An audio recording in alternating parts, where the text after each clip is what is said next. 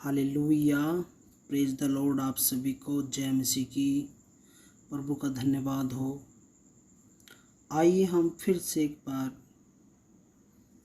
प्रभु की हजूरी में आते हैं और कुछ वचनों के द्वारा बात करते हैं। वचनों में जाने से पहले हम एक छोटी सी प्रार्थना करेंगे प्रभु से, ताकि उससे हमें आत्मिक बल, शक्ति और बुद्धि मिल जाए। हालेलुया। तो आइए हम प्रार्थना करें।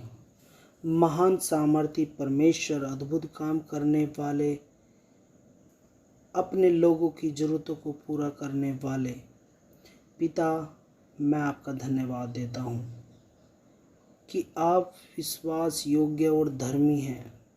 धन्यवाद देते हैं कि प्रभु आप पिता हमारी परिस्थितियों को जानते हैं। प्रभु, जब हम आपकी ओर देखते हैं प्रभु, कितने ही दलदल में हम हों पिता, आप हमें वहाँ से खींच निकालते हो। हे पिता, मांगते हैं जब हम आपके इस वचन को सुने, समझें और समझाए जा रहे हैं, तो हे पिता, आप अपनी आत्मा के द्वारा हमें प्रभु जी 30 नहीं, 60 नहीं, परंतु 100 गुना फल दे। प्यारे प्रभु जी, मैं आपका धन्यवाद देता हूँ। और परमेश्वर, जितने भी सुनने वाले कान हैं मेरे खुदावन, प्यारे प्रभु, उनके कान खुल जाएं, वो इस वचन को अपनी आत्मिक कुप्पी में रख सके मेरे परमेश्वर, ताकि वो औरों को भी बताने वाले बने मेरे खुदावन। प्रभु जी, मैं धन्यवाद करता हूँ, सारा आदर महिमा दे देता हूँ। पिता यीशु तेरे नाम में होके मांगता हूँ, आमीन। आइए आज हम प्रभु यीशु मसीह के शिष्यों के जीवन के ऊपर बात करते हैं। आज बहुत से पादरी उठ खड़े हुए हैं और बहुत से चेले प्रभु के पीछे चलने के लिए तैयार हैं। हे प्रभु के लोगों, मेरे प्रिय भाइयों, जब हम मत्ती 28 और 19 अध्याय हम पढ़ते हैं, वहाँ प्रभु ने बहुत ही सुंदर बात कही है। कहा है कि इसलिए तुम जाओ, सब जातियों के लोगों को चेला बनाओ। तो आज जितने भी विश्वासी भाई बहन हैं, वो जगह जगह उनके रिश्तेदार हों या उनके पड़ोसी हों या उनसे संबंधित कोई भी जुड़ा हुआ व्यक्ति हो, वो प्रभु का सुसमाचार प्रचार करता है और उनके हृदय को खोलने की कोशिश करता है। क्योंकि प्रभु यीशु मसीह के आदेश अनुसार प्रत्येक विश्वासी को प्रभु यीशु मसीह का चेला बनना अनिवार्य है। क्योंकि स्वर्ग सिय्योन के मार्ग पर चलने वाले हर एक चेले को परमेश्वर के अविश्वासी वचन से नया जन्म पाया हुआ है। पानी का बपतिस्मा लिया हुआ यीशु मसीह के समान बनते हुए उस वचन के अनुसार चलने वाला है। पवित्र आत्मा की अगुवाई में प्रतिदिन परदेसी और यात्री जानकर संसार की अभिलाषाओं को इनकार करते हुए चलने वाला होना चाहिए। मसीह की खातिर निंदा, बदनामी, अपमान और लज्जा उठाते हुए इस संसार से बाहर निकाला गया है। कौन? प्रभु यीशु मसीह का चेला। तो हे मेरे प्रिय प्रभु के लोगों, परमेश्वर एक वचन के माध्यम से कहता है, जब बहुत से लोगों में प्रभु सुसमाचार, चमत्कार और अपने चिन्हों के द्वारा उनके बीच में गए, तो वहाँ कुछ लोग थे जो कह रहे थे कि हे पिता, हे प्रभु, हम भी आपके पीछे चलते हैं। लेकिन प्रभु यीशु मसीह ने उन लोगों को कहा, आइए हम एक वचन पे दृष्टि डालते हैं। लिखा है लूका 9:23 में, प्रभु ने कहा उन लोगों से, उसने सबसे कहा, यदि कोई मेरे पीछे आना चाहे तो अपने आप का इनकार करे और प्रतिदिन अपना क्रूस उठाए हुए मेरे पीछे हो ले। हे मेरे प्रिय प्रभु के लोगों, परमेश्वर ने उनसे कहा कि यदि कोई मेरे पीछे आना चाहे, क्योंकि वहाँ प्रभु ने चमत्कार किए, मुर्दे जिंदा हुए, कोढ़ी पाक शुद्ध हुए, लंगड़े चलने लगे, अंधे देखने लगे और मुर्दे जिंदा हो गए।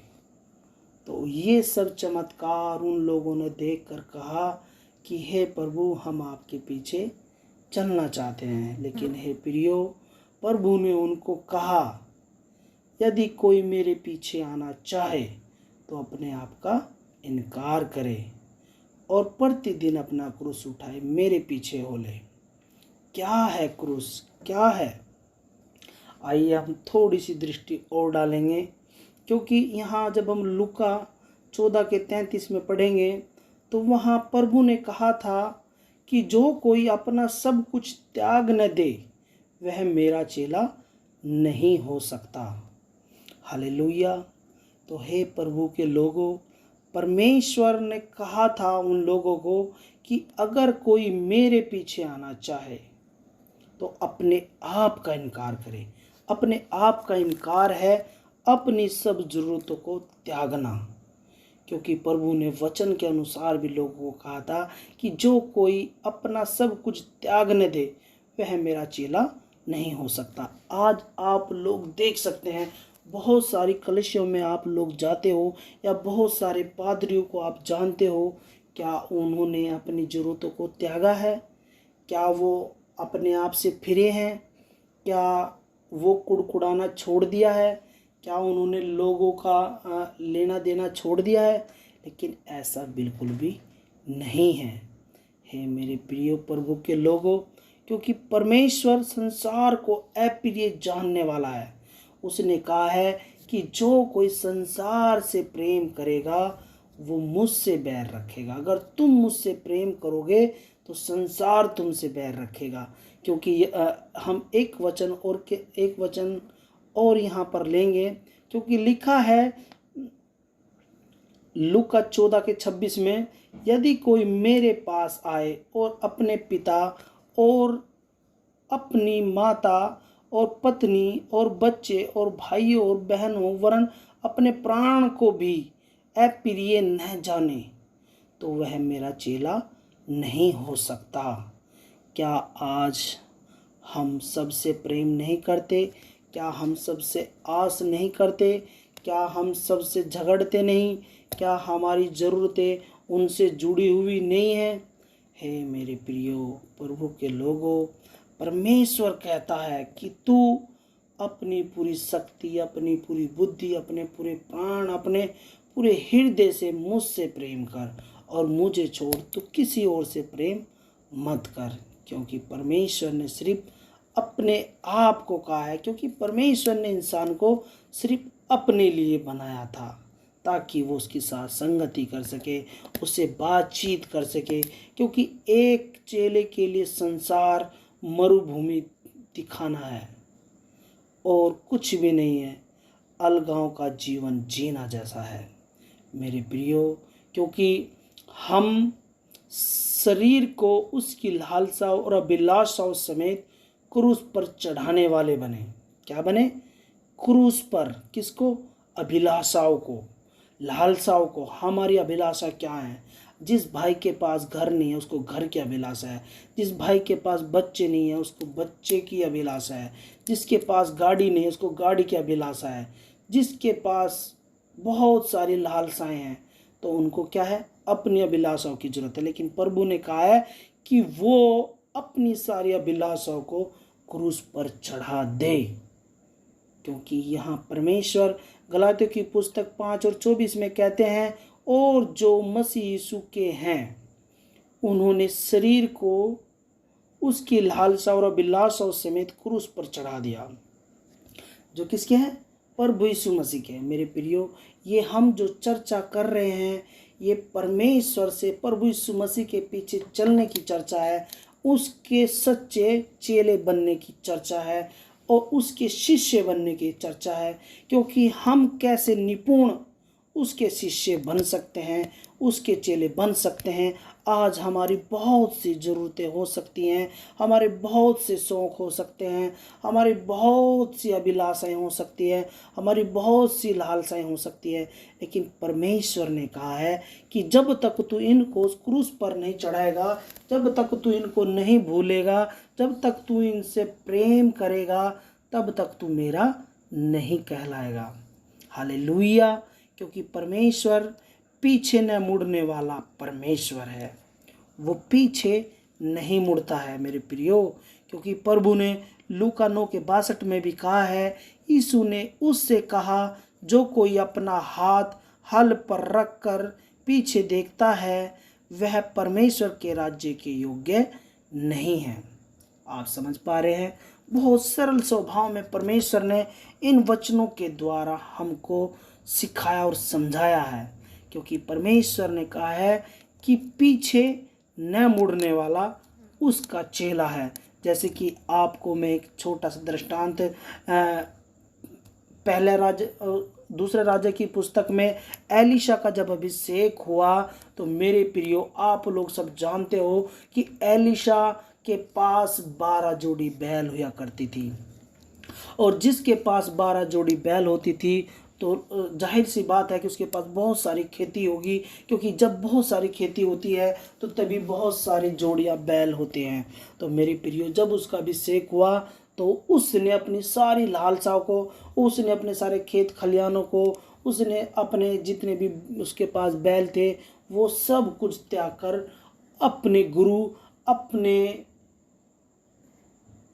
शिष्य देने वाले एलिया के पीछे वो हो लिया था। तो ऐसे ही प्रभु यीशु मसीह ने कहा है कि जो कोई मेरे पीछे आना चाहे वो अपने आप का इनकार करे। अपने आप का मतलब है कि सब कुछ त्यागना है, संसार को अप्रिय जानना है, शरीर को उसकी लालसा और अभिलाषाओं समेत क्रूस पर चढ़ाना है, पीछे न मुड़ना है, यीशु मसीह का जुआ उठाने वाला बनना है। हालेलुया। क्या करना है?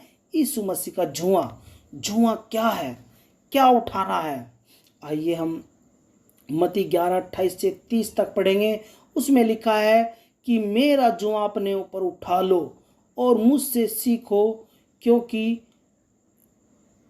और मन में मैं दीन हूँ और तुम अपने मन में विश्राम पाओगे।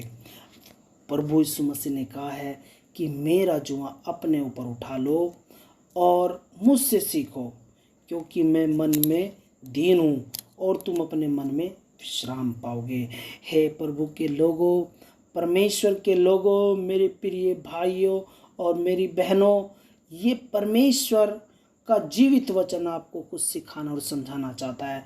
आज आप झूठे चाल चलन के अनुसार परमेश्वर से दूरियां बना रहे हो, उसको दूर कर रहे हो अपने आप से।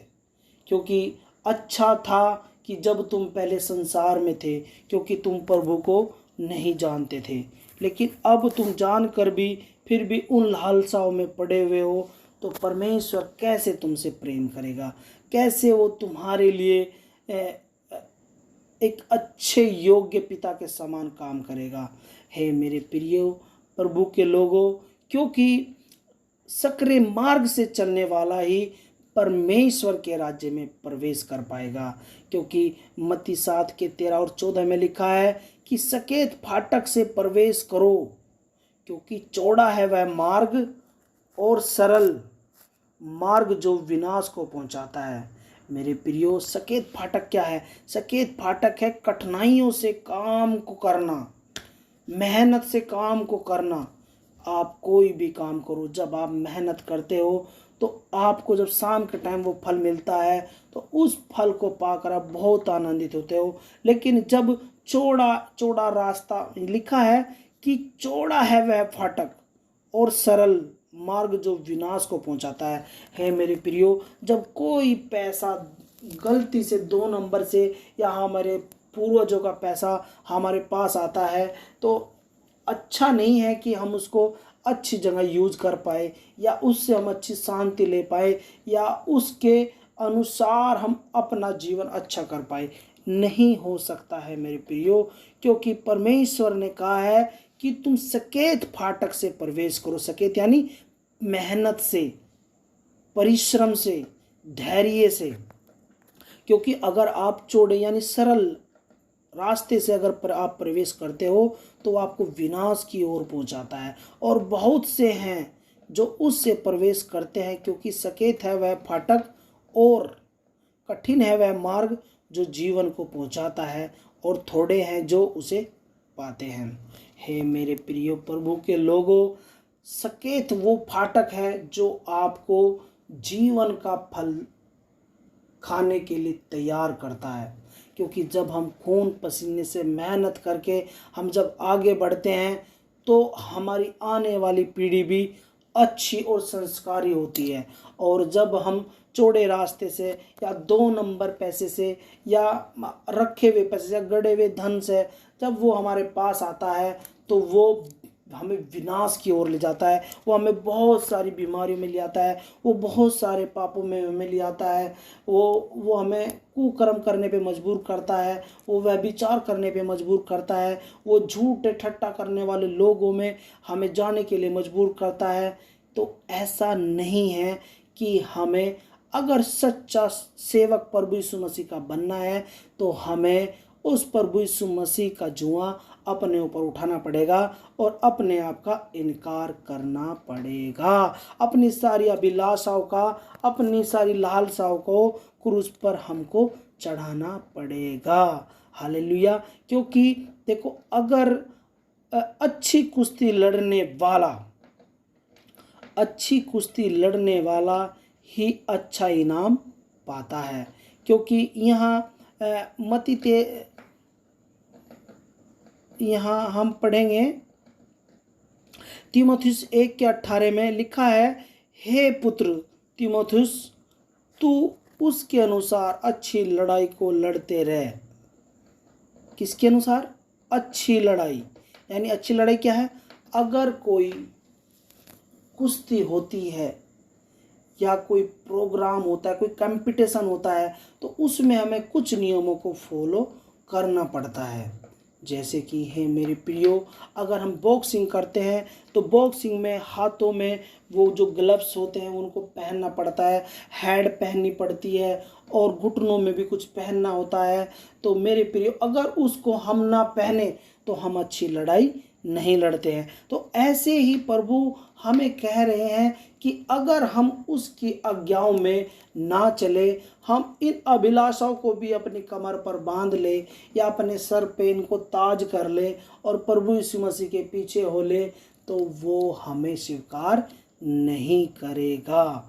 वो हमें स्वीकार नहीं करेगा।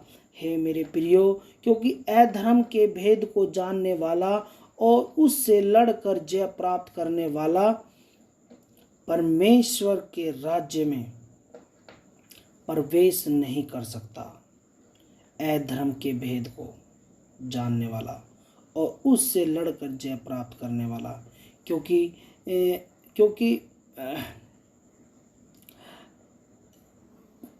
हम जब वचनों के अनुसार पढ़ते हैं, तीमुथियुस में कहा गया है, क्योंकि अधर्म का भेद अब भी कार्य करता जाता है और अभी एक रोने वाला है, और जब तक वह दूर न हो जाए वह रोके रहेगा। मेरे प्रियो, दूसरा आत्मा और दूसरा सुसमाचार को पाने वाला ही परमेश्वर के राज्य में प्रवेश कर पाएगा। और हमें अपने आप को तैयार करना है, हमें विश्वास योग्य बनना है, हमें आत्मिक बनना है, हमें परमेश्वर के ऊपर निर्भर रहना है, हमें प्रार्थना के ऊपर निर्भर रहना है, हमें सच्चाई के ऊपर निर्भर रहना है।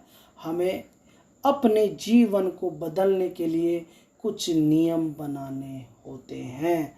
हे मेरे प्रियो प्रभु के लोगों, आज बहुत से झूठे भविष्यवक्ताएं खड़े हो गए हैं, क्योंकि हमें वचन भी बताता है कि अंत के समय में बहुत से झूठे भविष्यवक्ताएं खड़े होंगे जो लोगों को भरमाने का काम करेंगे। तो मेरे प्रिय प्रभु के लोगों, आप अपने आप को जांच ले, परख ले और देख ले कि क्या हम परमेश्वर की सच्चाई में पूरी ईमानदारी के साथ चल रहे हैं, अच्छाई के साथ में चल रहे हैं। क्या परमेश्वर हमें ग्रहण कर पाएंगे जब हम इस संसार को छोड़ देंगे, या हमारा घर वो नरक होगा या स्वर्ग होगा। आज आप लोगों को ये समझना बहुत ज़रूरी है, बहुत ज़रूरी है, बहुत ज़रूरी है।